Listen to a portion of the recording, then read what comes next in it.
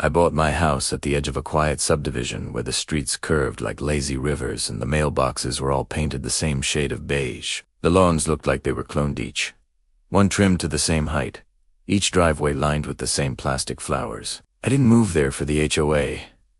I moved there because the property backed up to a stand of old pines, and there was a detached workshop out back that reminded me of my father's garage. The same smell of oil, sawdust, and old metal. My father had been a machinist his whole life, and I'd inherited not just his tools but his stubborn habit of fixing everything by hand. That workshop wasn't just a hobby space to me. It was memory, therapy, and purpose all at once. But to the HOA, it was apparently a crime scene waiting to happen. The first sign of trouble came one crisp autumn morning. A letter, perfectly folded and sealed with the HOA's gold-embossed crest, sat in my mailbox. It read like a court summons. You are operating an unapproved business on residential property. Cease all operations immediately or face fines of $250 per day. I remember standing there in my driveway, rereading that line 3 times, half lugging, half in disbelief. I wasn't running a business. I wasn't selling or manufacturing anything. I was restoring my dad's 1972 Chevy cease-and-desist, a truck that had sat under a tarp for 20 years before I finally had the time and space to bring it back to life. The door stayed shut, the noise stayed low, and nobody ever complained to me directly. But apparently, someone didn't like the sound of tools or the sight of a man working. A week later, I came home from work to find 3 people in my driveway, 2 men with clipboards, and the HOA president, Carol. She had that kind of smile that doesn't quite reach her eyes, the kind of smile people use when they think they have authority.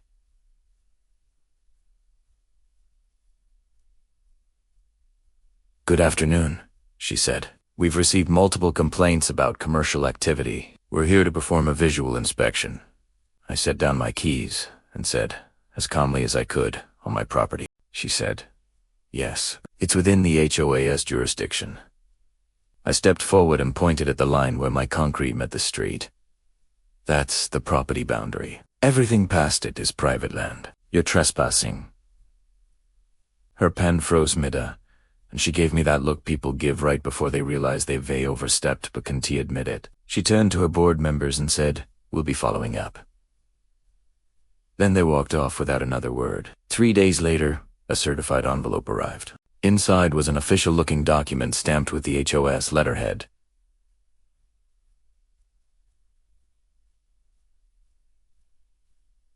*** cease and desist. Order *** Itakust may of unauthorized commercial activity, noise violations, and refusal to comply with association policy. It gave me 7 days to remove all non-residential equipment from the premises or face legal action. I set the letter on my workbench, next to a set of wrenches that were older than Carol herself, and took a long breath. I wasn't angry, I was entertained, because what they didn't know was that before I even bought this place, I had pulled the full property file from the county zoning office. I knew every recorded detail about this land, right down to the drainage easements and the survey pins. The workshop was built in 1974, years before the HOA was even incorporated. It was listed on county record as a non-conforming structure with permanent use, meaning it was legally grandfathered in.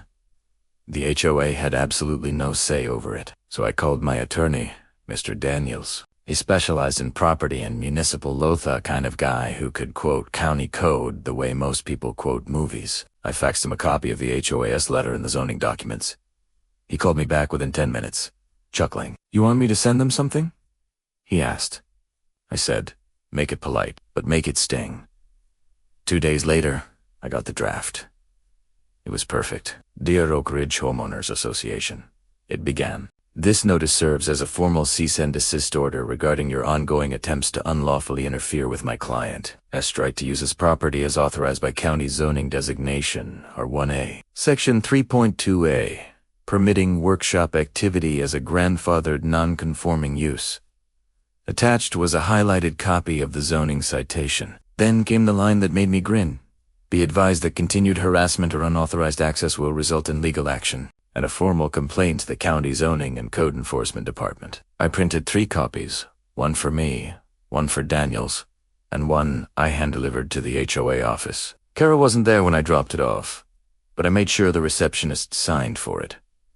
A week passed quietly. Then I got an email invitation to a special HOA board meeting to discuss property compliance concerns. I decided to attend. The meeting was in the clubhouse's sterile room that smelled like burnt coffee and new carpet. Carol sat at the head of a long folding table, flanked by board members with stacks of papers in front of them. She looked up when I entered and said, "We received your lawyer's letter." I said, "Good. Then we're on the same page." She frowned. "You're taking this too far." I smiled. "No, I'm taking it exactly far enough."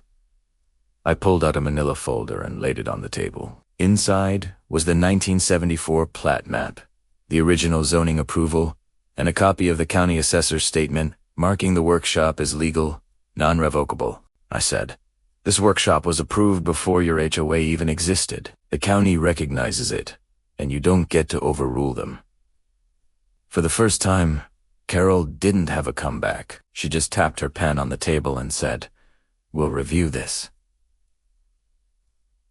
2 weeks later, the HOA filed a formal complaint with the county, claiming I was violating residential zoning. I didn't even have to lift a finger. The inspector came out, spent 10 minutes walking the property, and said, "They didn't check the file, did they?" He filed his report the next morning.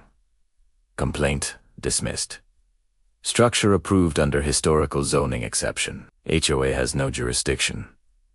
The county even sent the HOA a notice of improper filing, which was bureaucratic code for you just embarrassed yourselves. That should have been the end of it, but Carol didn't know when to quit. The HOA tried to find me again, timed for noise disturbances. I responded by filing a harassment complaint through their own internal process, citing multiple sections of their bylaws that prohibited retaliatory action. I requested formal arbitration. Within 48 hours, their attorney called mine, suddenly very eager to resolve things amicably. Daniels told me later they'd been warned by the county to stop interfering with residents' private property. By the next election cycle, half the board stepped down.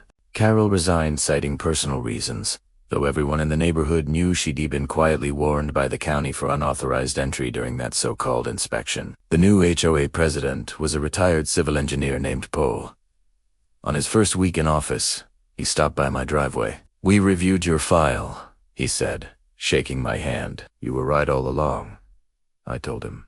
"I wasn't trying to win anything. I just wanted peace." He nodded. "You've got it."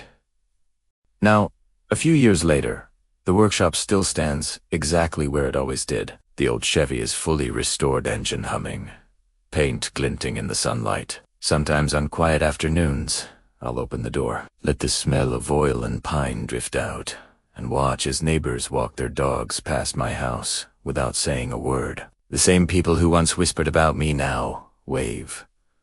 No more letters, no more threats, just silence and the satisfaction that comes when you know you stood your ground and did it the right way.